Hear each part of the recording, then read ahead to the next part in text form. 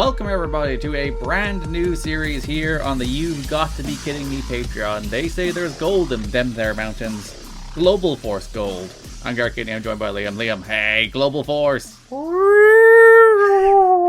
god, it's the Global Force Tornado Sirens. It's pretty good. It's like I was in the Orleans Arena in the year 2015. And what an arena it was. It did look like Major League. Yeah, that's the best thing about this entire show. Cage Match has the attendance listed for this first taping as 3,000, which I would believe there's pretty deep rows of people. On one side. Well, yes, but that's the way all TV works. Unless they sell the whole place out, baby. And it was probably heavily papered. But listen, you just want people in the building. Well, you know, especially for a show like this where it's basically just an audition tape to hand out to people. But that's right, everybody. We're here to talk about the best wrestling pay-per-view of all time. And that is, of course, Global Force Amped. Anthology. Part 1. Ampthology. So if you don't know much about Global Force Wrestling, in 2015, Jeff Jarrett started his own company again. He started Global Force Wrestling, and the idea was that he was going to tape all these shows and sell them, and he never did. So he taped over multiple tapings, 16 episodes of television that never went anywhere, never aired anywhere until 2017 when he returned to TNA and then struck up a deal that they would air as part of the One Night Only series, and they aired in a very, very strange fashion where each episode of Amped Anthology was 4 episodes of Amped just smushed together to be one pay-per-view. So it's one 3-hour sitting, it's 4 episodes of television. I kind of regret watching it as one 3-hour sitting. I think it would have been an easier watch if I watched it episode by episode. Yeah, I did it all in one sitting as well, and by the time the 3rd episode came around, I was just upset, and I was like, I could just stop and watch the rest of it tomorrow. But I didn't. But before we get into Amped properly, Liam, how are you? I'm fine. It's been a while since we've actually recorded anything. It's been over 3 weeks. Is it? Yeah, because we had the anniversary show, and the last thing we did was the most recent episode of Rain Takers. Well, gosh damn. No, I'm fine. How are you? I'm doing pretty good. My brother got married. Congratulations. I have a lot of COVID symptoms, but never got COVID. It's very annoying. You just gotta take one of the real tests. They'll probably say that you have it. I took 4 of the PCR tests, and they keep saying negative. And I'm like, God damn it, why do I feel so low energy and have a scratchy throat? You had to go out in public. It's just a regular freaking cold, isn't it? Ugh. I know. Who wants regular colds nowadays? At least get the spicy one. TNA turned 20, which I'm sure you were very excited about. I was hooting and hollering about it. Did you watch Slammiversary? No. Did you at least watch America's Most Wanted come out? No. Did you actually not watch AMW? No. It's heartbreaking. I'll watch it in 20 years when we cover it on the show. I don't want to be spoiled. You'll cry tears of joy when you see America's Most Wanted on Slammiversary 2022 when we get to that. And Yeah, because then I'll remember this exact audio and I'll be like, what have I done with my life? Yeah. Well, to be fair, if we get to 20 years, this podcast will probably be wildly successful. Yeah, we'll have a studio. We'll have our own podcasting network and our own empire. This is our second time capsule that we're leaving for ourselves. The first is Robbie E, and then the second is, hey, remember when we talked about TNA's 20th anniversary and how we'd be wildly successful? God, imagine if we're not. But we're still going. Yeah, I like to hope that outside success will force the closure of the podcast. We'll just become infinitely wealthy and rich, and we'll be like, yep, no more time. So you're going to become wildly successful and then just abandon me is what you're saying. I mean, however the shoe fits. I'm too old to become wildly successful at this stage. My ship has sailed. I feel like you'll probably become wildly successful when you're 60. Oh. Yeah. I feel like that happens for most people. Not really. I mean, not most people, but when if people do strike it rich in some manner, it's always in their 40s, 50s, or 60s. Well, 40s is okay. And even 50s is probably fine. 60s is a little depressing. Then you're like, I'm too old to appreciate this wild success. Then just your shitty kids are going to be the ones that get all of it. Whereas 40s, you're at least young enough to appreciate it. I'm gonna blow it on buying GFW and opening it again. You're gonna buy the intellectual property from Jeff Jarrett. Yeah, I'm gonna get the cool Karen Jarrett version of his theme. I heard that. I was like, oh man, Jeff funked it up for the for GFW. Yeah, that's her TNA theme. That's her boppy TNA theme. I find it, at least I found it very interesting with GFW that a lot of these shows kind of felt like early AEW stuff. Which I guess that's just the structure of how you start a wrestling company. A lot of introducing people. Okay, well, yes, they were introducing people, but then they acted like we were supposed to already know, like, the music for people and stuff. And the only good theme song on these shows is that Karen Jarrett theme and Bobby Roode's. It's the non-GFW music.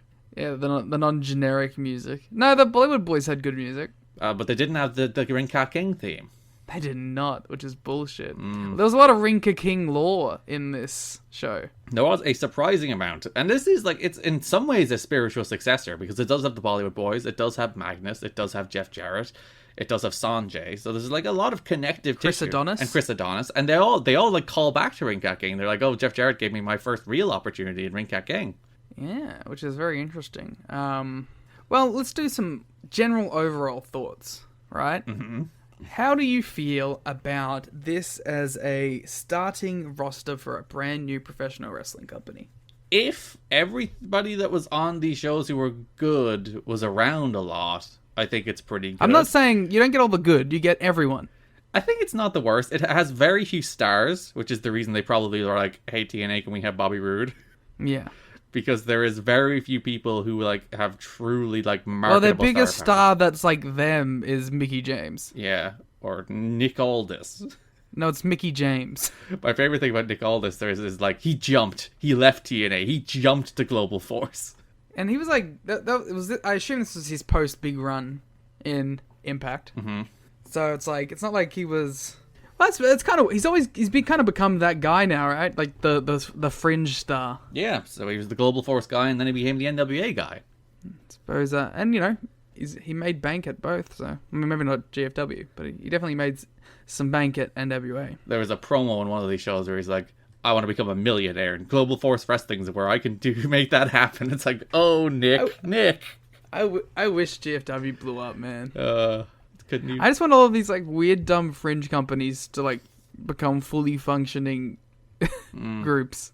So yeah, it's a decent roster. It's like all of the next gen matches are really good. Like all of them, they're all really good matches. Yeah, you know, so it's the X Division. It is the X Division. They call it the next division at one point. I think they called it. So before the You've Got to Be Kidding Me podcast came out, as everyone knows and loves today, we were throwing around a couple other ideas for what to do, right? And one of the ideas we had, well, that I pitched at least, was that we just watch every company that only existed for like one season. Which we're kind of doing. We've done Ring Cat Which we're just doing on the Patreon. Yeah. We're going to do Wrestling Society X. We're going to do the XWF. I would love to do Wrestling Society X. We're technically doing WWA as part of a crossover with Days of Thunder, so... yeah, we'll hit What Culture at some point. All the one and dones. All Wheels Wrestling. Oh, we'll do that as a patron. We'll do that, actually, let's set that as a goal right now. When we get to 100 patrons, we'll do All Wheels Wrestling. I think you meant to set like things that people want. People really would love us to cover All Wheels Wrestling. I know it for a fact. And you see, what you do is you just create it as podcast lore, Liam. Even if they don't want it, you create it as podcast lore, and then they do want it. What if we say like we'll put like a tier, and it's like if someone pays the $1,000 a month tier, we'll do, I don't know, what's some Total Divas. Yeah, or every time somebody donates 1,000, we'll cover All Wheels Wrestling just again. Ooh, that's good. No, we'll do 1,000. You know, we have the easiest one in the world, which is of course you don't. All right, guys, $1,000 tier, you get to pick a show for us to review. Yeah, just one. One. And then there'll be like some arsehole who's like, I'm going to pick whatever the longest show is possible. Some AEW pay-per-view, clearly. Well, then it would be good, so it's fine. Oh. Yes, I have owned you. Yeah, like, there's good wrestlers on the show. Not a lot of stars. I think that would be my assessment of this roster. And what do you think of the production of this show? I think they taped a little too little for each episode of television. But the thing is, I don't know if they even planned these out. I think they just taped a bunch of matches and angles. Yeah. And then we're just we're going to fill whatever we need to with backstage stuff. Because there's 2 matches on each show, an opener and a main event. And then the entire middle of the show is just features and video packages. Some of which are pretty good. Some of which go for 10 minutes straight. When you do have 10, 15 minutes straight of video packages on 2 of these episodes. There's middle of the show angles on a couple of them. So at least they filled the show out with those. Yeah, those ones annoyed me more. I preferred when they at least had a match in between them. When they had just an angle in between them, it felt offensive to me because it felt like I was still watching one of the goddamn packages. Especially when one of those angles involves Karen Jarrett. Which I laughed. I laughed so hard. The co-founder, Liam, of Global Force Wrestling. Which, as soon as I saw that, I was like, oh, she's going to be a part of this. She's the co-founder. Yeah, you can be a silent co-founder. Have you not realized that Stephanie McMahon invented women's wrestling in the WWE, and now Karen Jarrett has invented women's wrestling in the Global Force Wrestling? Well, she was here to make sure that the women got their fair shot. I like the way they go on about oh, this is the place where women will get their fair equal opportunity, but also their tournament is shorter than all the other tournaments. And they're on the 3rd episode. And there's no women's matches on the first 2 or the 4th episode. Yeah. I mean, clearly, coming out of this, I'm devastated that Jeff Jarrett has won again and has returned to the WWF in a way of power, position of power, because I would have loved if GFW became the number 3.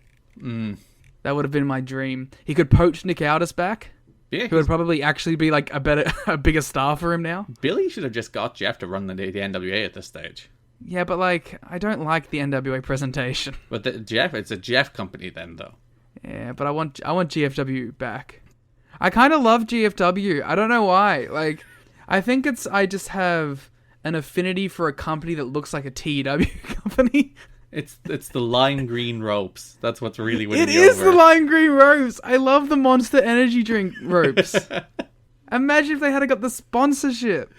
The ring apron with your Monster Energy, and the ropes change color depending on what Monster Energy drink is being plugged that month. Yeah, I kind of love. I love it. I love the presentation. I love the fluorescent green everywhere.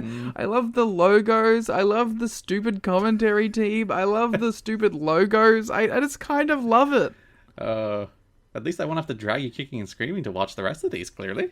No, I'm actually excited to watch these. The thing about, if I had my way, Garrett, as the sick pervert I am, yes, I would have a wrestling company having a flagship show every day of the week. Oh, no. And I am truly devastated that, we don't have, I mean, I won't watch 2 of them because, Raw and SmackDown are 2 of them. But, I'd have Raw and SmackDown on Monday and Friday. I'd have Dynamite Wednesday. ROH would be Thursday. And GFW Amped would be Tuesday. Impact on Saturday. And they would all be the same level.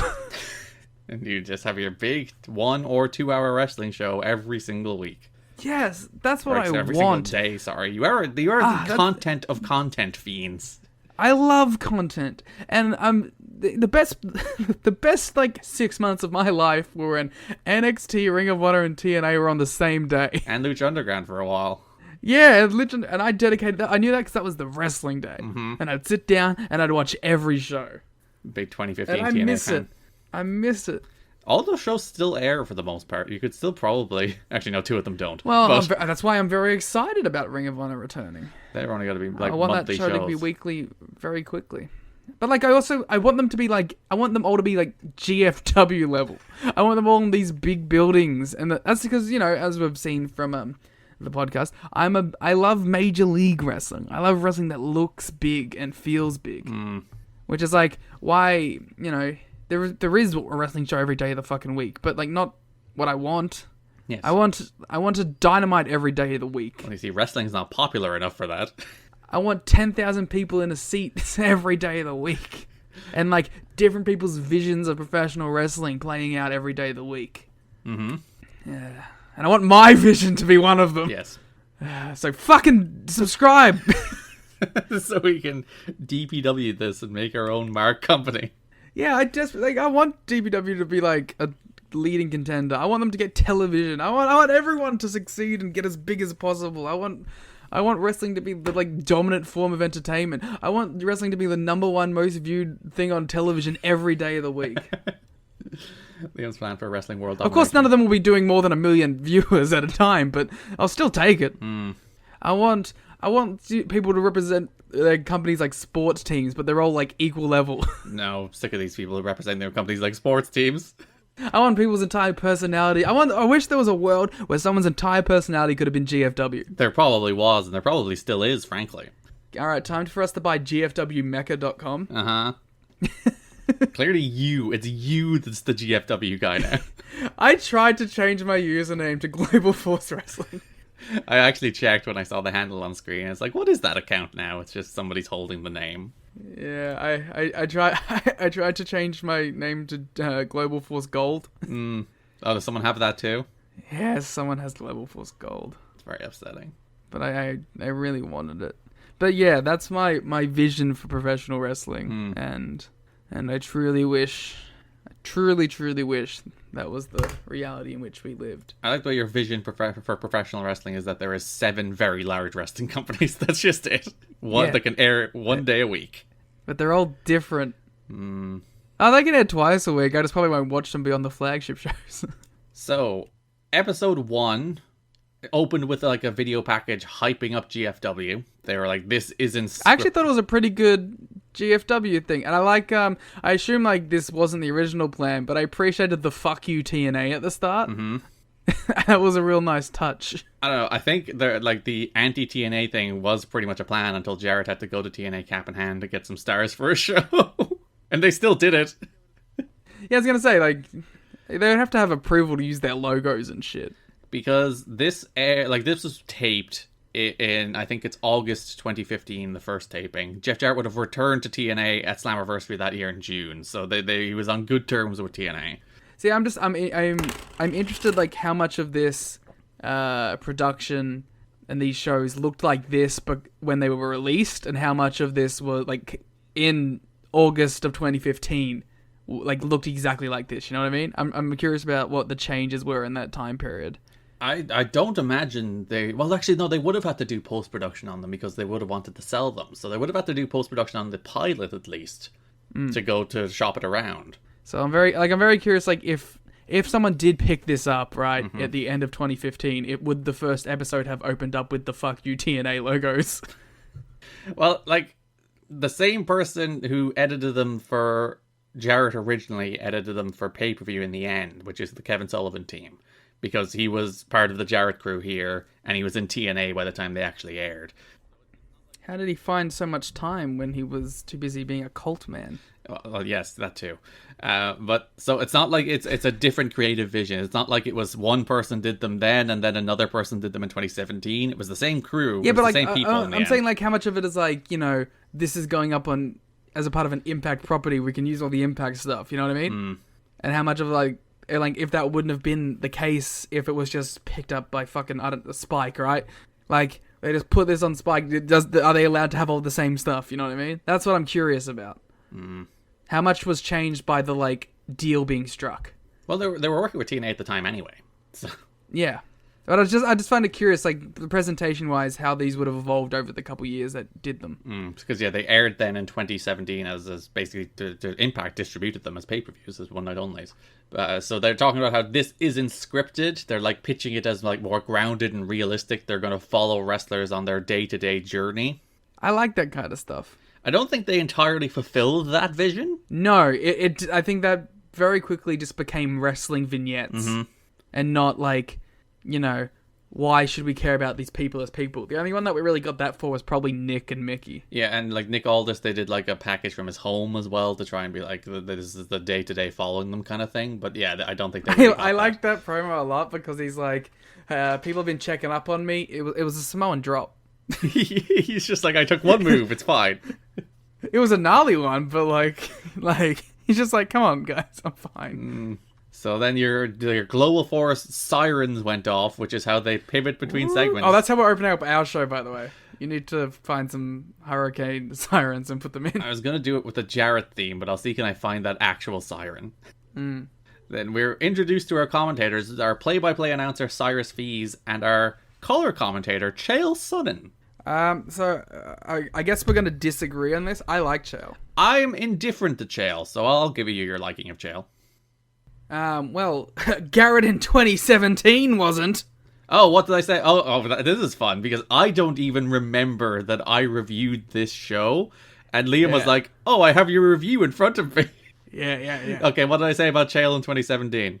Okay, aside from some strange editing cuts and occasional weird siren, as well as Chael Sonnen being terrible on commentary, the whole presentation looked slick and professional. Video packages were designed to flesh out individual characters, graphics and on-screen inserts looked professional, and the whole presentation looked major league. Ah, so you agree with that.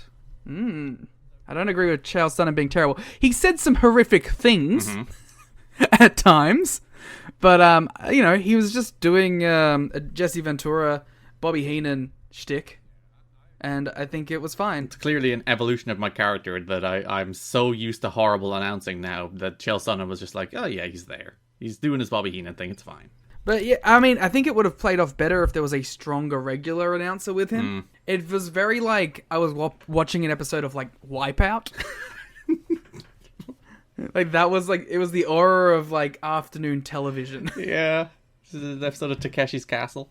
Yeah, like, they didn't feel like...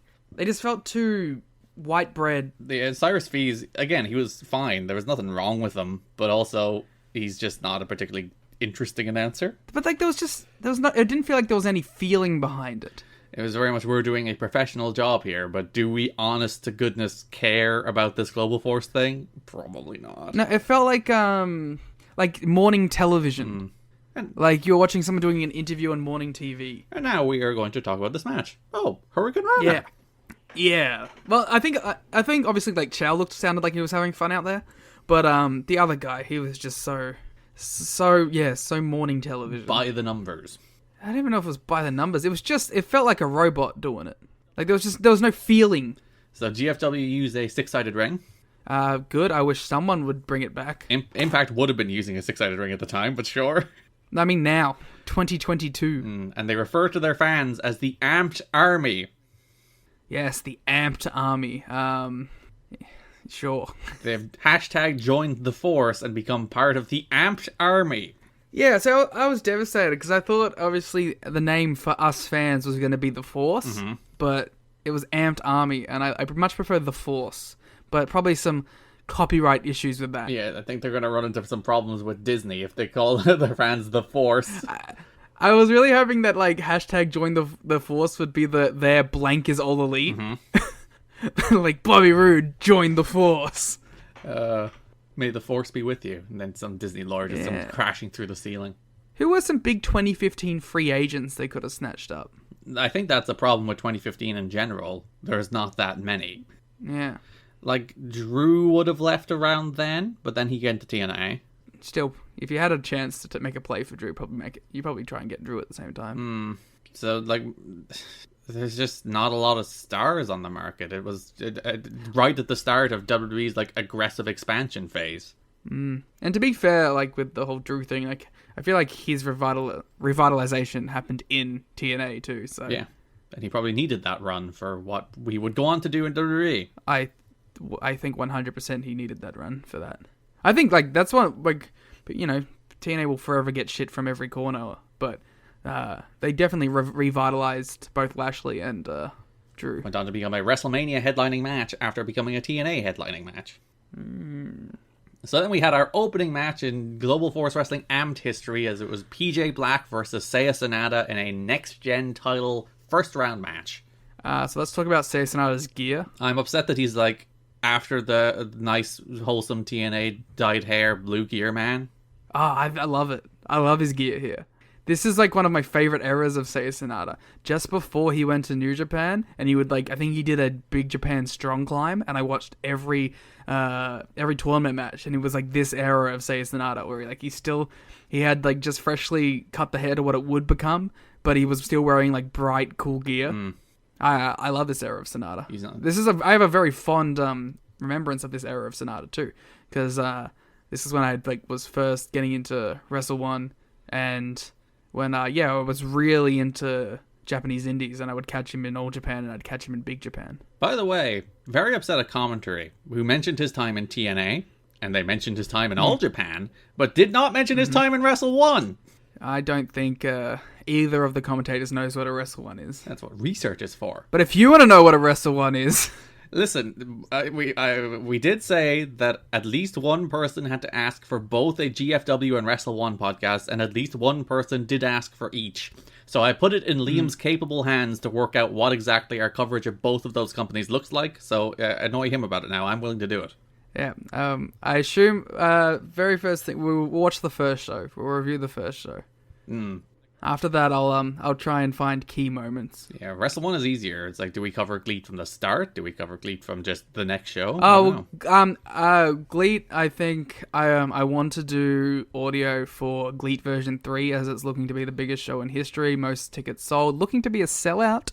But I think maybe we could do some sort of regular coverage of GLEAT once hooting and hollering are back, because that is a big thing for Garrett. I do miss the hooting and the hollering. I will not force you to GLEAT with no hoots or hollers, but after that, maybe we can keep up and review the Korakuen Halls and review the big shows. Sonata should go to GLEAT. I think he's winning his G1 block, so join 60 seconds. Yeah, but then he'd have to be above Azucha. But he could go back to being wholesome Sonata. But yeah, I have some ideas for that stuff. Wrestle One's going to be a bit of a weirder one, but we'll find something. Because trust me, as someone who's trying to track down a lot of Wrestle One footage, it's pretty hard. People should really keep that stuff when it airs. I have a bunch of stuff from 2015 onwards, but that earlier stuff is a little harder. So PJ Black's also in this match. Yes, another former... I don't think he went to Japan. He probably did go to Japan at some stage. Because it's funny, there's a promo on the show where Killer Kross is like, I've been to Japan. It's like, no, you haven't. Yeah, I was going to double check that. He did one IGF show where he lost in a tag. That makes a lot of sense. Yeah, he's like Mr. Japan over here and his one... Not even a tour. He did one show. He did not work any Japan. That's a lie. Fuck. I'm looking at these logos. I don't see any. Justin Gabriel has worked 2 shows in Japan.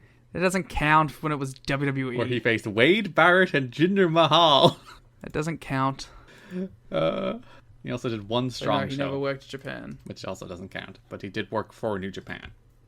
He's done 15 New Japan matches, just none of them in Japan. So there you go, PJ Black.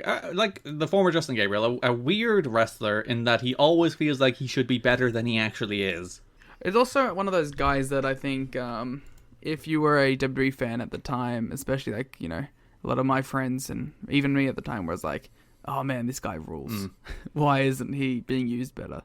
And then he kind of left and he was just kind of middling around. Because he's one of the very few people on WWE television who did cool moves. Yeah. Well, he comes from that era of WTV where it's like, if you do a 450, you're automatically cooler than most of the other wrestlers, even if you don't do any other cool high-flying stuff. He comes from an era where a 450 was enough. Yeah. Remember those days. It was a good 450, to be fair. It was, except when you fucked it up. That actually was cooler. That's true. So they have a good match. Yeah, this was a fun little match. I thought Sonata was good here too. Towards the end, I was biting on both people's spots. So that is the pro of not having any idea who's the pushed entity in this company. Yeah, it kind of started a little house showy, which I was like, I don't know if that would be my episode 1 opener. Yeah, kick it into gear, guys. Yeah. I might have even opened with the Lucha 6-man. But, actually, I probably would have been I would have swapped these two around, probably. So you both missed moonsaults. Sonata hit his tiger suplex, which Cyrus Feast informed us is called This Is It. Yes, which I did not know. Hit a TKO out of a crucifix for a near fall before Black won with a springboard 450. I was really hoping that, his, when he said, This Is It, Chow-San was going to be like, no, it isn't! His move is false advertising. I'm very curious if we will see any more Seiya Sonata. There is one Japanese wrestler on this episode that makes his only appearance, but we'll get to that in episode 2. And it's a very weird one, too. PJ does a promo later in the show. He's like, "Oh, it was a hard match, but I won." Yep. So they showed us the brackets for the Next Gen Championship tournament. It is 4 qualifiers into a 4-way title match. So PJ Black faces Sonata. PJ Black won. Sanjay Dutt faces Jigsaw. TJP faces Andrew Everett. And Trevor Lee... Rubik's. It's Jigsaw. Rubik's. And Trevor Lee faces an opponent to be determined. I hope it's Kushida. That would make a lot of sense. It would make a lot of sense, but we'll talk about that in a second. We then had the first of, frankly, many features on Kevin Kross. Yeah, interesting about GFW is that Kevin Kross was going to be their AJ.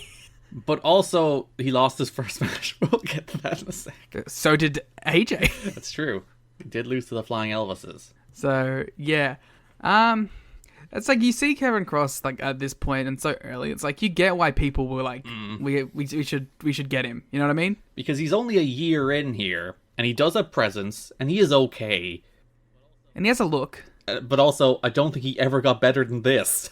Yeah, he's had some moments, and it's all about how you use him too. But like I definitely you get why this would be a guy that Jeff would be like, ooh, could be a possible star for us. And honestly, like in the Bobby Roode match, I was like, he's working a very different style to the style he works now, and I kind of like it more. You see, every company that ever booked him eventually worked out that like his level is upper mid-card roadblock for the guy you're actually pushing. And I don't think he ever saw himself as that. I mean, fair play if you think you're above that. And to be fair, Triple H did book him above that, but also he was bad in that role, so... But also, I think you could have booked him at that level while also using him better and not putting him in like 30-minute matches with Keith Lee. So, Kevin Kross, he's not a killer yet. He has not yet killed a man, so he's just Kevin. He is just Kevin Kross, which is so weird to hear now. After Carrion and Killer. Carry on my Kevin son. Great. He informs us of all of his nicknames. He is the Toll Man. Bad. Because he takes time off your career, you see, Liam. But I thought because you had to pay the toll. He is the Herald of Doomsday. That is that's one we will see in many a year to come. And the most vicious shooter in professional wrestling. I mean, come on. But like, I don't... You shouldn't call yourself a shooter. He's gonna shoot on all the Global Force stars. But Garrett, what does that mean about everyone else who fights? They're not good fighters. Ah, I thought I meant that everyone else was doing fake wrestling. They are merely cooperating. So, pew, pew, pew. He tells us he was voted Rookie of the Year in his opening year, which I don't think was the Dave Meltzer Award. No, it definitely wasn't. He probably won some sort of Rookie of the Year. It was the Future Stars of Wrestling, the FSW, the promotion in Vegas. Yeah. See, like, and like this being based out of Vegas for these tapings, you can see why they were like, all right, let's give him a go. And then he was like, oh, I've been to Europe, I've been to Japan, which is where it's like, have you? And that's where I checked where he had his single IGF match. And there you go. Who was his IGF match against? I don't know. I didn't recognize the names. It was a tag match. He lost. I mean, like, yeah, I don't know, man. I get it.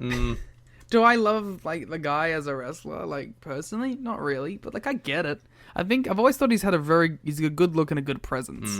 If only he could wrestle. Even, like, now.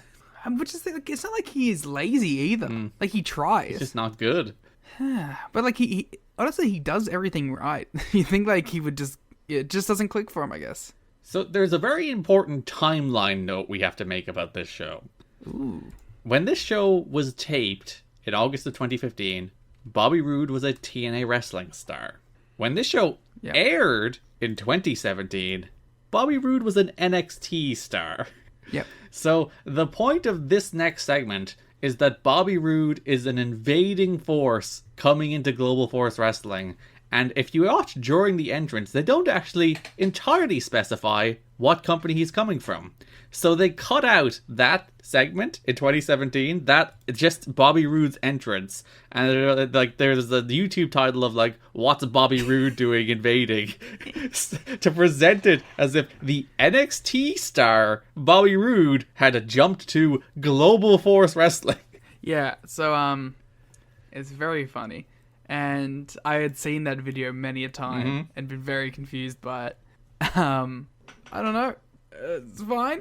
Love a bit of like just sneaky false advertising. You gotta appreciate it. There's an art to it. But like, are they really gaining anything from that? You know? No, they're just making themselves look small. I just think it's funny more than anything. I'm glad it happened.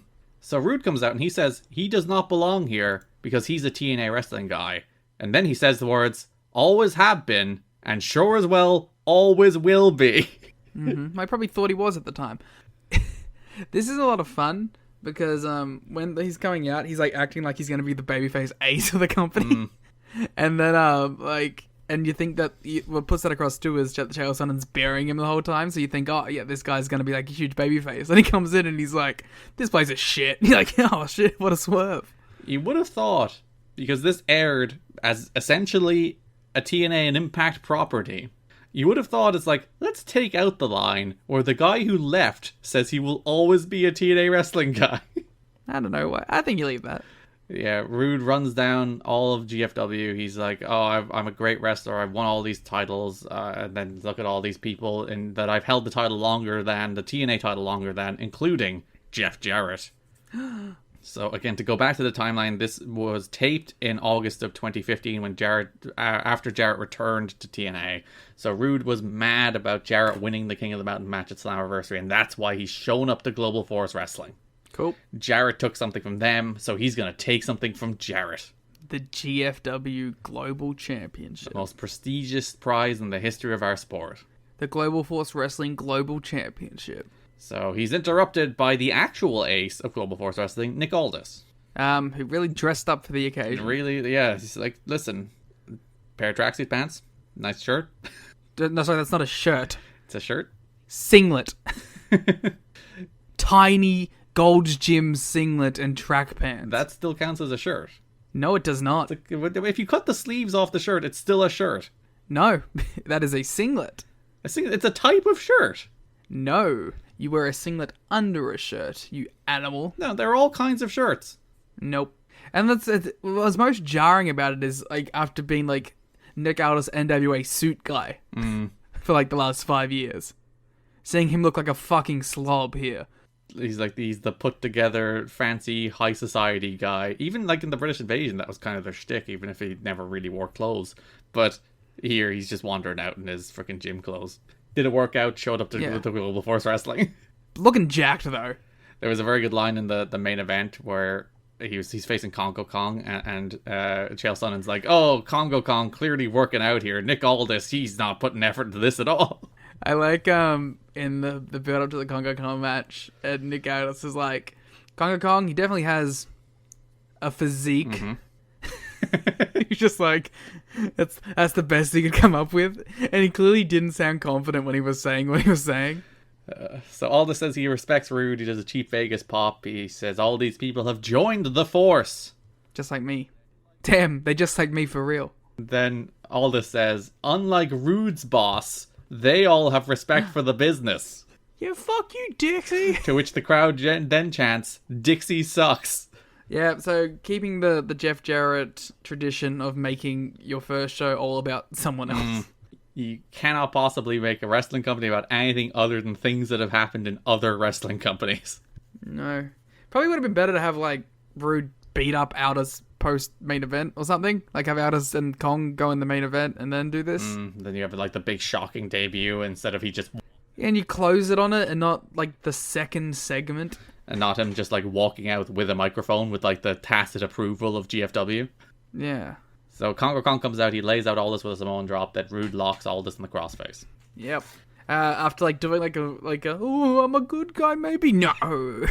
So that sets up our defining rivalry of Global Force Wrestling, Bobby Roode and Nick Aldis. Well, we don't know that's going to be the defining rivalry. It's true, it could be anything. We haven't seen barely a thing yet.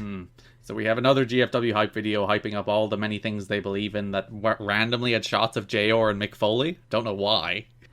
Because this company's going to be a big deal. All these big stars are on board with the Force. If they had Jim Ross on this, it might have, like, worked. Or Mick Foley. Or both, yeah. If Mick Foley was, like, the on-air authority figure for Global Force. What if the commentary team was Mick Foley and Jim Ross? Wasn't that an actual SmackDown commentary team? Probably at some point. In, like, 2008? Probably at some point. So then, straight out of the Jeff Jarrett playbook, our main event was a lucha main event. 6-man tag. With some real names in here. Yeah, Bestia 666, Blood Eagle, and Shamu Jr. faced Mysterioso Jr., Zocre, and Phoenix there, the Los Luchas. Did you unmask Shamu Jr. in your review? Did I? I don't remember. Tell me. Mysterioso Jr., Phoenix Star, and Zocray defeats Beasta 666, Blood Eagle, and Steve Payne. Oh, maybe I did then. Yeah, and then you didn't mention it, like, at all. I'm just, like, exposing gimmicks and pulling masks off, just casually. Yeah. So one of these team I know really well. I assume it's the Los Luchas and Mysterioso Jr.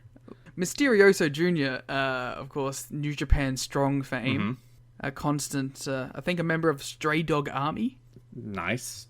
And Los Luchas, I've seen a billion Los Luchas matches in my life. From PWG days. Must be noted, the team of Mysterioso Jr. and Los Luchas came out to the eventual Alberto El Patron TNA theme. Was that a good theme? I forgot. No, it's not. I hate it. CCCC. They did a nice little Flippy Boy main event. It was fun. Yeah, they just did flips. Yeah, I would have made this the opener. Chael Sonnen talked about how he loves his Flippy Boys. It's like, I love when they incorporate gymnastics into wrestling. I adore it. It doesn't sound like he does. Doesn't sound entirely sincere, but that's what he said. Chael Sonnen just sounds like Dan Lambert's on commentary. Should talk about all the titles he has at home. He couldn't talk very long. God, Los Luchas won with a moonsault across the knees. I actually don't remember who they pinned. Say it was Steve Payne. Yeah, Steve Payne. Sorry, you got pinned. And that's the end. That's the end of the episode. Yeah, we ended the episode with a feature on all the things that are going to happen this season on Global Force Wrestling. A lot of these video packages just had the ends of matches in them. Listen, you want a big tease. Nothing else happens in these shows other than the finishes. Yeah, but don't spoil them. That brings us to episode 2 as we recap everything that happened last week and then hype up our two big stuff, hype up our big match tonight, which is Kevin, against Bobby Roode in the... It's not actually a tournament match, it's a global title tournament qualifier to get into the tournament. And then we open with Kushida versus Virgil Flynn. Who the fuck is Virgil Flynn? He's a local Vegas guy who passed away in 2018 from a stroke. Oh no, not Virgil Flynn. I always get very sad when we do all these shows and I'm like, oh, what's Virgil? Oh. Yeah, that's sad. Virgil Flynn was an interesting fella on this show. Honestly, his match wasn't bad. Yeah, I thought that they had a good match here where Kushida was obviously, he's freaking Kushida. They did a feature beforehand where Flynn was like, I think Kushida's not taking me seriously. He's not scouting me. And then Kushida's like, I'm one of the best of the Super Juniors. I'm like the best wrestler. Yeah, he's like, everything about it is he goes like, I won the best of the Super Juniors and the IWGP Championship belt is my favorite thing. Yeah. That was his promo. I really love Virgil Flynn's line where he's like, I've seen a bunch of Kushida matches. Has Kushida ever seen one Virgil Flynn match? He probably hasn't. No, that's a great line. Would you like to hear some snippy 2017, Garrett? Oh, sure. Despite being repeatedly called a newbie and being discussed as being more inexperienced than Kushida, a graphic earlier in the show showed that Finn had 11 years of experience to Kushida's 9. Oh, I didn't even notice that here. Yeah, good call, Garrett. Good. There is a note I will make about some of the on-screen graphics and what they're presenting information about later, particularly in the Nick Aldis Congo Kong match, and the potential height difference that was suggested between these two men versus reality. But yes, clearly Virgil Flynn's actually the experienced veteran pro here. Yeah, this match was fun. It was decent, but Virgil Flynn he just looks so shindy. Yeah, and you're in there with Kushida, one of like the smoothest, best like technical wrestlers in the world. I'm not even saying like in ring that he looked that like blown out by it. Just like his gear and his presentation and he's skinny and like it just didn't look TV. But like that's kind of the character as well, though, to be fair. Yeah. That he is this inexperienced guy. He's not. But then I'm just going to root for Kushida because Kushida's cooler. Yeah, they worked a decent little match. Kushida worked over the arm, eventually pinned him or submitted him with his arm gimmick. Fucking Virgil Flynn got a lot. Well, you see why, because like one, this is Kushida's only match, and two, the point is that Flynn is supposed to be so impressive here that he's put in the tournament.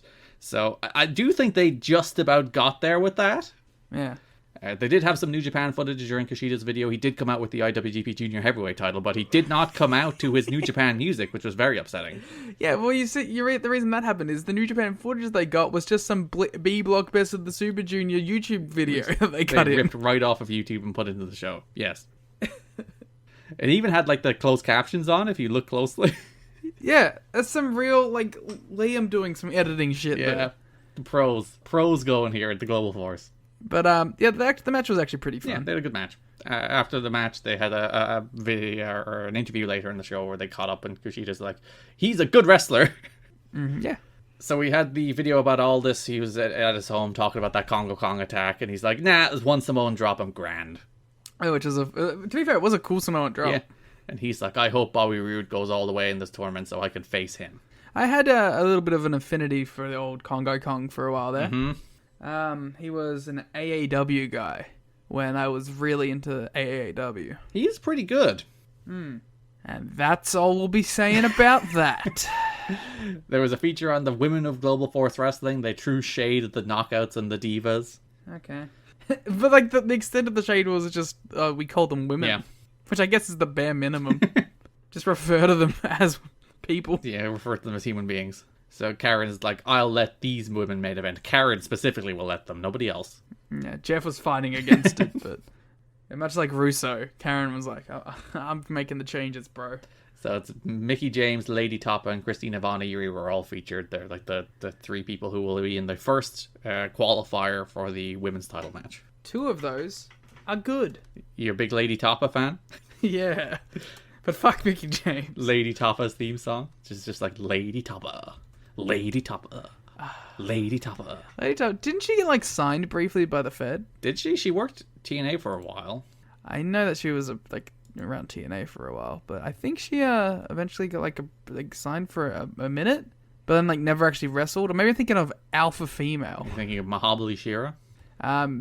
She also appeared for All Elite Wrestling in November 3rd, 2020. Oh, who'd she wrestle?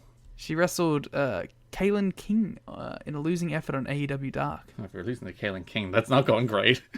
I actually do remember that. Lady Toppa. Lady Toppa. Also, something that blew my mind away was when I was watching a random Ryzen show in 2017, and she fought Reina and lost. Aww. Reina's cool though, so it's fine. Lady Toppa's doing a lot of losing. Yeah, well, step up to King Reina. So we had a feature about Kevin Kross. He's looking mean. Yeah. He's a big MMA boy just beating people up. Yeah. He didn't do much of that in his match. No, he didn't. We had the first of what will become many features about Chris Mordetsky. So you're pushing this Chris Mordetsky feature #1 guy. I still think it's Kevin Kross. I don't know, because there's 3 weeks in a row where they air Chris Masters vignettes. Yeah, but Kevin Kross got like 2 a week. They were shorter, but he got like 2 a week. But at least they were like building up to a match that Kross was having on this show. Like, Chris Masters versus Brian Myers is currently, as of this episode, 4 weeks away, and they're still doing a bunch of Chris Masters videos. Yeah, they're building up to the big match. I hope Brian Myers wins. If only there wasn't some sort of vignette that would have shown him losing. So Chris Masters was like, I was known as a body guy, but I wanted to be known as a wrestler. And he's like, I was getting there when I was in WWE, but then they fired me. Poor guy. Which is the general like consensus about old Chris. Like, as soon as it was finally starting to click for him, they booted him. There was that very famous promo where Triple H mocked him for losing his size because they stopped using steroids. But unlike Triple H, who has been clean his entire career. It's the cleanest of wrestlers. So they showed us the brackets for the GFW Tag Team Tournament. It's the Bollywood Boys versus the Akbars, Los Luchas versus Reno Scum, Mysterioso and somebody, Cielo, don't know who that is, versus Tees and Sleaze, and the Bullet Club versus Killer Elite Squad. Foot life. Some big stars in that last match. Maybe they should have put them on some of these episodes. No, they would have to have been there. That's true. So speaking of that tournament, we had a feature on the Bollywood Boys. They showed some ECCCW footage. They showed photos of the Bollywood Boys with Edge and Brett, and then of course talked about Rinka King. Rinka King. And then we had our main event after weeks of building up Killer Kross as the best shooter in pro wrestling. Bobby Roode just tapped him out to a crossface. I love that so much. That Kross for his just entire career. You couldn't at least like just pin him. But you couldn't have given him like a couple matches before Roode beats him, like put him in the tournament, maybe make this a semi-final. Nah, we're gonna send Kross out, the vicious shooter of professional wrestling, and Bobby Roode's just gonna bitch him out to a crossface. I guess they just wanted to like put him in there with an actual star to give him that association. But like this is the story of Kross's entire career. Even New Japan just did it, building him up again as a killer, and then Suzuki just beats him like a bitch. Yep. I love it. I absolutely love it. That this has been happening everywhere for Kross for his entire goddamn career. The only place that really kind of did it right was NXT. Paul's like, I love this guy. He's definitely a Paul guy. Hey, Paul's back in charge now. Maybe we'll see Kevin Kross in Rainbow NXT. Yeah, hopefully it's Kevin as well, and he plays a completely different character. He's not the killer moody man anymore. He's playing like an NXT 2.0 character. Yeah, he's like he's a motocross rider. Yeah. He's the new dirt bike kid. Chael Sonnen once they said that Bobby Roode's a 100-1 favorite, which that's not how that works, Chael. Mm-hmm. So yeah, Roode, like the story of this match is that like Roode out-wrestled him. He threw his shoulder into the post, then worked his arm and just submitted him. That's the story of the match, that the most vicious shooter in wrestling was just outworked by Bobby Roode. Got outshot. Also, the transition where Kross did like the stack-up pin and then Roode transitioned into the crossface is very smooth. I like Kross like just being like a big weird wrestler guy.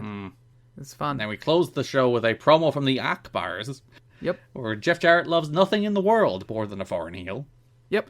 This brings us to episode 3 of Ring Ka King, again opening with a video recap and previewing Mickey versus Von Eerie versus Tappa, which is our main event. Mm-hmm. So some dude, later identified as Henry Maxwell, starts the show obnoxiously singing him. That's Maxwell Chicago, thank you very much. Who's Maxwell Chicago? Oh, Chicago indie legend. Is he?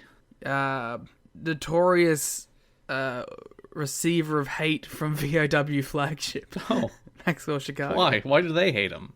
Because they don't think he's very good. Well, I can see why. And there was a run where he was like on every show. And I recognized him immediately. So, yeah, he starts... Because I am a true pro wrestling fan. He starts singing America the Beautiful here before the Akbars come out and cut him off because they hate America. Which is like... Yeah, so, you know, they could have built this up by at least doing this on every other show. But, you know, this just happened to be the one time that they needed to sing America the Beautiful. Yeah, some guy who they did not identify until after they were running him off came out to sing America the Beautiful, and it's a travesty that he's been interrupted. I mean, I'm devastated. So they want the tag titles, but then the Bollywood Boys come out to have our opening match, the first round match in the tag team title tournament, the Bollywood Boys versus the Akbars. Yep. They also had a very boring match, very reminiscent of a Ring Ka King tag match where nothing happened and then they just did the finish. Yeah, they were just sticking to it, you know. Just heat and heat. They went back to their roots of the Ring Ka King. Get some heat, get some more heat, get some more heat, finish. So yeah, Bollywood Boys hit Ali with a top rope back elbow followed by a top rope elbow drop for the win. They advance in the tag team title tournament. They did put the wrong brackets on screen here. I didn't even see the tag team brackets. Because they showed the brackets on the first show where the winners of this match were supposed to face the winners of Los Luchas and Reno Scum. But if you look at the brackets they showed after this match, they had the winners of this match facing the winners of Bullet Club and Killer Elite Squad. And I'm like, no, those aren't your brackets. What if this is the right brackets? Well, no, Cyrus Fees on commentary even said, like, the winners of this will now go on to face the winners of Los Luchas and Reno Scum. And the brackets on screen did not reflect that. I just think Cyrus doesn't know what he's talking about. Inconsistency here in the Ring Ka King. Yes, it's Ring Ka King. In the Global Force Wrestling. Ring Ka King. So we went to a feature on Sanjay. Yes. I mean, listen, how many times have we seen this exact same kind of thing with Sanjay now? He's like, I broke into wrestling, signed with TNA, went to George Washington University, doing a degree in like PR. But I still have something to prove. I'm inspired by my family, and I still have want to win titles in wrestling and all that stuff. Yep. Then we also went to a feature on Jigsaw, who talked about how he's... Rubik's. We talked about how he's worked so hard in his entire career, but still hasn't gotten his breakout opportunity, and he goes out to just have good matches, and maybe he needs to go out with the cutting edge because he needs to win titles. Yeah, like a Rubik's Cube. So that'll be our match next week. We had another Chris Mordetsky feature, this time talking a little about Ring Ka King. And then Liam, the savior of women's wrestling, arrived. You gotta do the boom. Boom, boom, boom, boom. That wasn't it. Boom, boom, boom, boom, boom, boom, boom. Yeah, Karen Jarrett's here. Funny how like we see Karen before we see Jeff. Well, there in the coming up this season, there is like the Jeff Jarrett's confrontation with Bobby Roode. They do show a little bit of it, but yeah, Karen actually comes out to address the crowd before Jeff does. Do you think they thought it was Jeff? Like me? Oh, you just hear the boppy Jeff Jarrett theme, and you're like, oh, Jeff is here. Oh. Yeah, I thought Jeff got like funky for GWF. No, it's Karen. Unfortunately. So she's here to take credit for all women's wrestling. It just reminds me of the greatest Karen Jarrett moment. Which is? her and Jeff at WrestleCon where she starts spitting at fans. Yeah. And honestly, though, I love it. Like, I'm not even mad about it. It's great. It's just her all over, isn't it? They're just both kind of toasted going to the ring. Yeah. So she announces that she's the co-founder of Global Force Wrestling.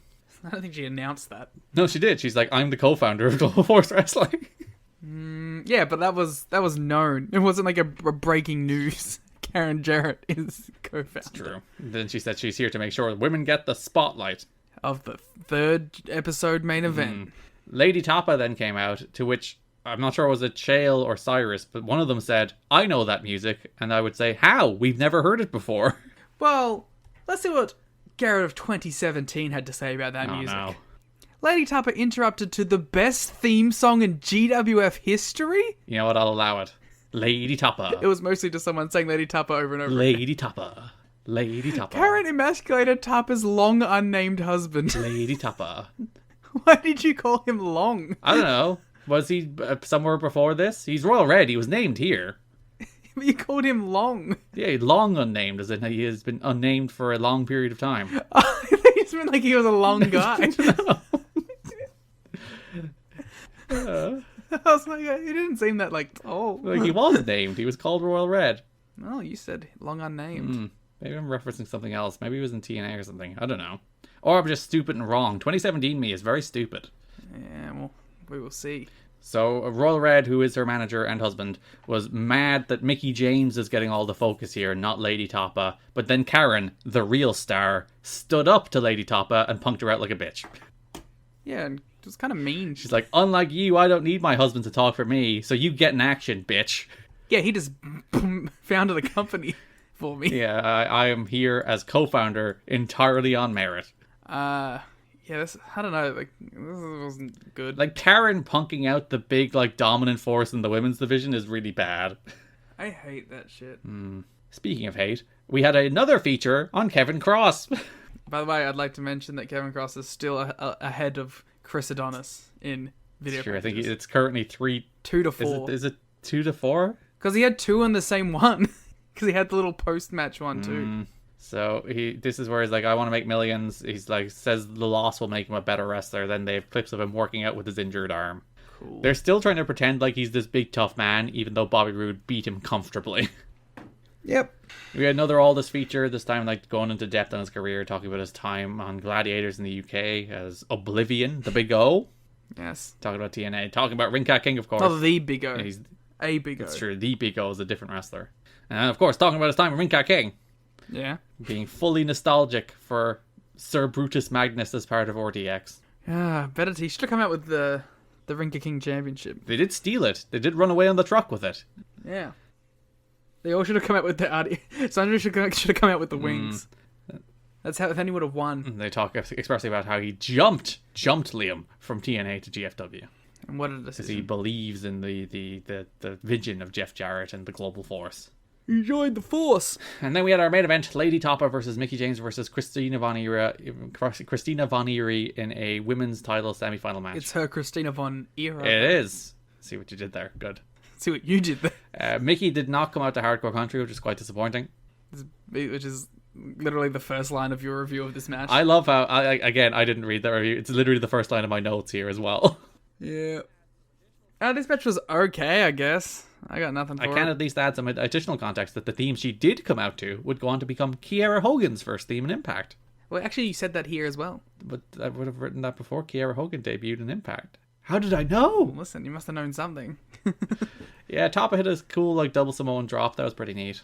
Yeah, it was okay. There was like a replay of a forearm by Mickie that they nearly certainly had to put in to edit around something that went very badly. Yeah. No, it's that young knockout kid, Mickie James. Mickie hit the McDT on Lady Tapa. Did not look good. No. Like at anything, like talking or wrestling or moving around. So yeah, Mickie hit the McDT. Christina Von Eerie threw her out. Then hit like a necktie backbreaker out of the corner, which was pretty neat for the win.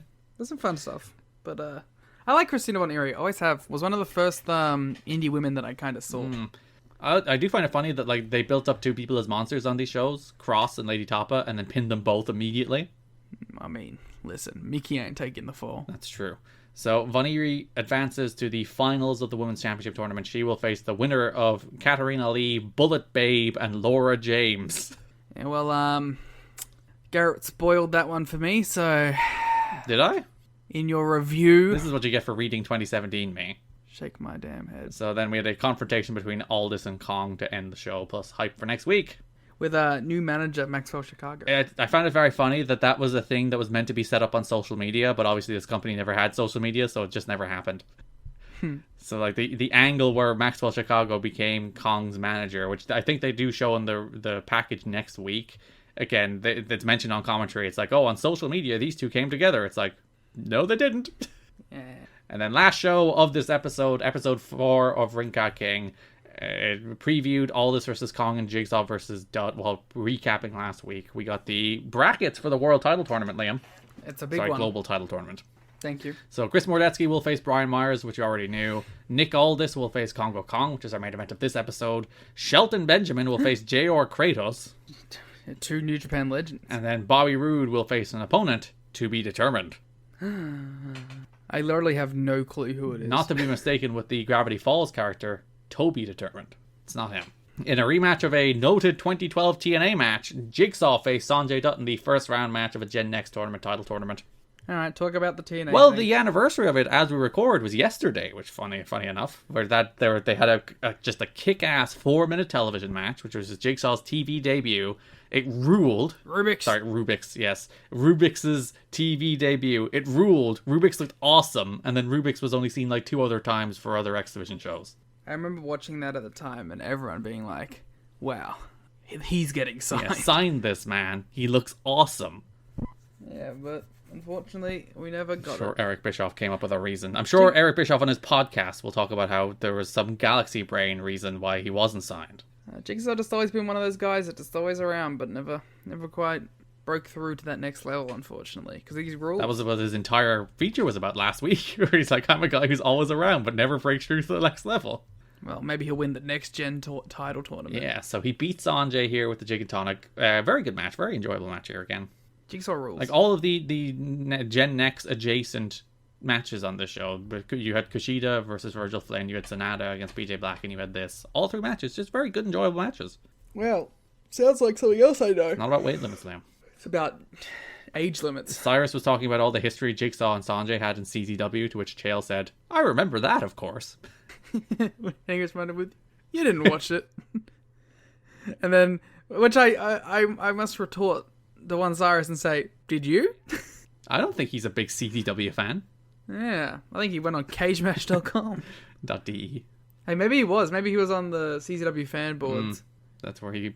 With one John Blood, who you can listen to talk about the 20 years of TNA history on the latest You've Got to Be Kidding Me episode.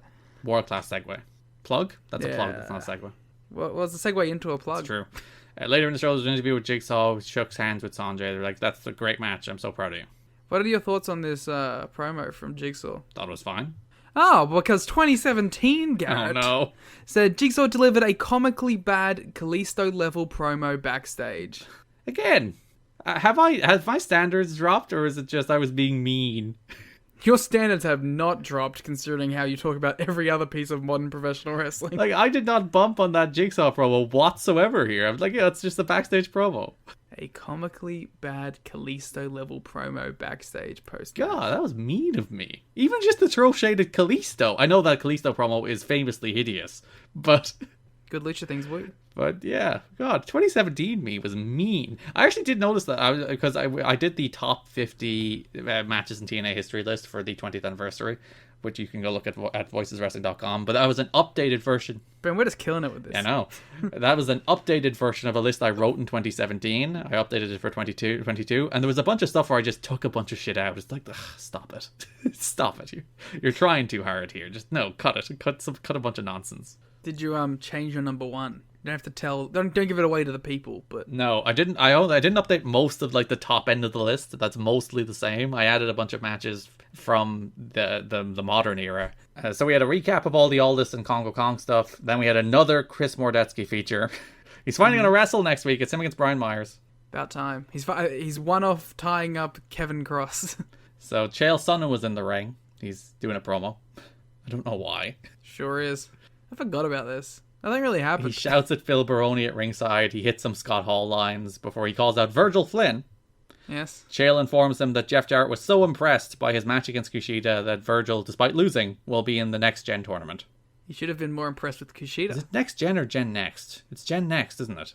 It is Gen... It's the Next Gen. It is Next Gen, says you, from 2017. But I've written it down both ways here in 2022, so there's no way of knowing. You wrote Next Gen... It is Next Gen. I've checked the graphic. So it's Next Gen. The next division. Anyway, so Virgil Flynn will be in that tournament. PJ Black comes out. He's like, "Good job, buddy. Your match against Kushida was great. I wish you luck." And then he super kicked him. Yeah, it was a good super kick too. To which Cyrus Fee said on commentary, "Liam, you've got to be kidding me." Yeah, and he hit the line. That's the name of our podcast. It is. You may have heard of it. Buzz marketing it on Global Force Wrestling. Thank you, Jeff. We never got a Rinka King. You've got to be kidding me. It's very disappointing. If we had called our podcast "Boot to the Face, Baby," we would have been swimming in that SEO. We should have called our podcast "Boot to the Face, Baby." So we did Brian Myers feature. He faces Chris Mordetsky next week. He pretended he was interested in GFW while under contract to WWE. Yes. Which is very nice of him to be like, "Oh, when Global Force started, I was still in WWE and I was really keeping up with Global Force." Yeah, I was really excited about it. I'm a big Brian Myers guy, so I'm always down for some Brian Myers. I found it interesting how he seemed like so much less comfortable doing this promo than he obviously does now. Yeah. Not like he had a ton of them in WWE. I would have thought him a guy who's okay doing character work, and like, no, he's kind of nervous here. It's kind of funny. I think it's because like it's not meant to be a character. It's meant to just be the guy, which is obviously something he has a lot more experience with now. And he's just being a babyface here, I guess. I think he's just being himself. And like he's probably used to being like a smarmy character, you know? As you could see on all of those Superstars matches. I'm not even throwing shade. Like, Superstars used to be the show I watched. And an NXT Redemption. Seen those killer 8-minute Brian Myers matches. Brian Myers versus Trent Beretta. Brian Myers versus Tyson Kidd. Brian Myers versus Drew McIntyre. Brian Myers teaming up with Tyler Rex. The Tyler Rex era. Brian Myers teaming up with Lance Archer as the Gatecrashers. What a stable. What a group. What a team. Listen, I know my fucking Brian Myers Fed stuff, alright? You clearly do. He was my guy. Did you know he teamed with Zack Ryder? No, I was unfamiliar with that run. I only came in once he grew the hair out and dressed like AJ Styles. You only know the Superstars era. Yeah, the good era. This Reno Scum feature, they talk about how they are who they are both in the ring and outside of the ring, and they'll face Los Luchas next week. Fair play to Reno Scum for being Reno Scum for like 7 years straight. Yeah, they've stuck to that act, no matter what. Yeah. Adam Thornstone, of course, having that one PWG match. Good for him. He's a good wrestler. Yeah. It was nice. It was a fun little match, but the crowd was really into him. And then our main event, Congo Kong versus Nick Aldis in a global title tournament first round match. Yeah, I thought it was alright. Yeah, the crowd were into it. The crowd got increasingly into it. As Aldis hit a superplex and the top rope elbow, Kong kicked out. The crowd was super into that. Kong missed the moonsault. Aldis hit the spine shaker, which is a bad move, but he won. How did you feel about Aldis' performance here, Garrett? I thought he was a pretty good, if a little bland, babyface. No, what did I say in 2017? You simply said Kong outshined him here. I would say that's probably true, because like the whole thing is the big dude did the moonsault, which is more impressive than anything Aldis did in the match. Though there was a moment where Kong tried to climb the ropes and they clearly edited it, but Kong fell over, but they left in the "you fucked up" chants. I mean, what are they going to do? Cut out the audio? Well, yes. Too hard. But here we are. Yeah, Aldis wins, Aldis advances. He should really stick to the Michinoku driver as the finish instead of the spine shaker. Magdaddy driver. And then next week we will have Los Luchas versus Reno Scum, a confrontation between Jeff Jarrett and Bobby Roode, and Brian Myers versus Chris Mordetsky. I'm excited. I did find it very funny that Congo Kong in the graphics earlier in the show was billed at 7 feet tall, whereas Nick Aldis was billed at 6'4". And if you look at them in the ring together right here, I don't think there is literally anything between them. Maybe even Aldis is slightly taller. Global Force heights. Can't trust them. And that is Global Force Amped Anthology Part 1. Well, Garrett, it's time for some final thoughts. I'll go on, read them to me. This is because nobody wrestled more than once. These 4 episodes smushed together worked surprisingly well as a package. Everything flowed pretty smoothly, each episode consisting of 2 matches and some video packages or a promo made things breeze on by, even if episode 3 dragged a little. There were a bunch of really good matches and they at least tried to establish characters. Would this have succeeded as a standalone TV show? It's tough to say. They had a tremendously interesting roster, mostly giving them the chance they needed to shine, but ultimately most of the characters fell flat and most of the shows currently built around the early stages of multiple tournaments seem to lack story hooks to keep people coming back. Each episode would have been an easy, enjoyable watch, but likely little more than that. As a standalone package 2 years later though, this is honestly more than worth your time. The various matches feel unique, most of the wrestling was really fun, and the sheer novelty of it all, considering where all the people featured on this show 2 years later, is just a flat out fun watch. It's certainly miles better than the usual one night only muck. You know what? That's actually pretty good.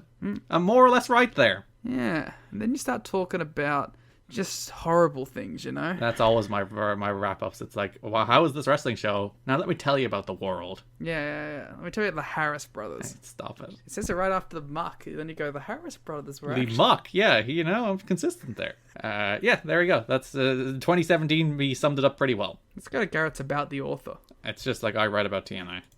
It's not even true. I haven't updated that since like 2014. Writes about TNA for Voices of Wrestling, tweets about things on Twitter at twitter.com/Garrett Kidney, does podcasts about things at soundcloud.com/TWSKK. Really update that podcast link. I was going to say, is that the podcast you do, huh? Cool. Yeah, like as a TV show, would this have worked? I don't think so. I think the episodes would have been too boring. They're not exactly hot fire shows, are they? Like as like 45 minutes, they would have breezed on by. They would have been like easy watches every week. But would you have been like, this is appointment television? Absolutely not. Do you have any wrap up thoughts on ring checking? Yeah, God damn it, Global Force Wrestling. No. All right. I don't. Follow us on Twitter at TNA History Pod. Follow me on Twitter at Garrett Kidney. Follow Liam on Twitter at The Gleet Muta. Thanks for listening, man. Bye bye.